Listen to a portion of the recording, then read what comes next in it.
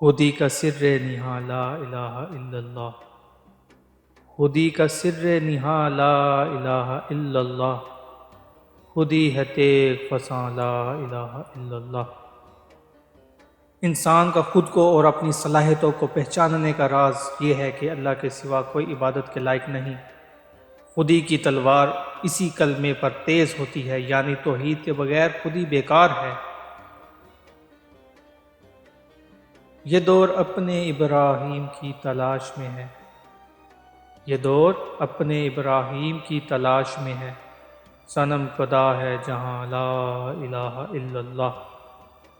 آج پھر سے یہ دور حضرت ابراہیم علیہ السلام کی تلاش میں ہے، جنہوں نے کعبے کے بتوں کو مسمار کر دیا تھا اور خالص توحید کا نعرہ لگایا تھا۔ آج پھر سے اس بت خانے میں توحید کی صدا بلند کرنے کی ضرورت ہے۔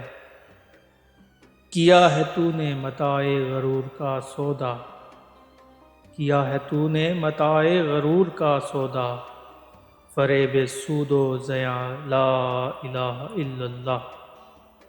اے غافل، تو نے اس سودے کا انتخاب کر لیا جو سراسر دھوکے کا ہے، یعنی تو دنیا داری میں اس قدر مبتلا ہو گیا کہ نفع نقصان کے سوا تجھے کچھ نظر نہیں آتا۔ اس فریب سے باہر آ اور لا الہ الا اللہ کا نعرہ لگا۔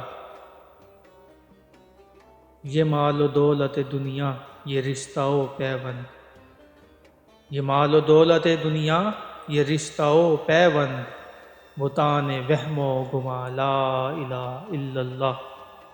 دنیا کا مال و دولت، رشتے، دوست، احباب، یہ سب وہ بت ہیں جو تیرے وہم و گمان نے تراش لیے ہیں، جبکہ ان کی حقیقت کچھ بھی نہیں۔ حقیقت صرف اور صرف ایک ہے، اور وہ یہ کہ لا الہ الا اللہ۔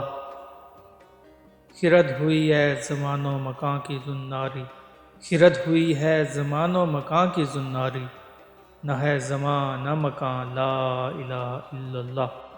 عقل نے زمان و مکان کا زنار پہن رکھا ہے، لیکن حقیقت میں نہ زمان ہے نہ مکان، اور اصل صرف لا الہ الا اللہ ہے۔ یہ نغمہ فصل گل و لالہ کا نہیں پابند، یہ نغمہ فصل گل و لالہ کا نہیں پابند، بہار ہو کے خزاں لا الہ الا اللہ۔ لا الہ الا اللہ کا نغمہ ایسا ہے جسے وقت کی قید نہیں، بہار کا موسم ہو یا خزاں کا، اس کے لیے ہر موسم برابر ہے، اور اس نغمے کو ہر وقت گایا جا سکتا ہے۔ اگرچہ بت ہیں جماعت کی آستینوں میں، اگرچہ بت ہیں جماعت کی آستینوں میں، مجھے ہے حکم اذاں لا الہ الا اللہ۔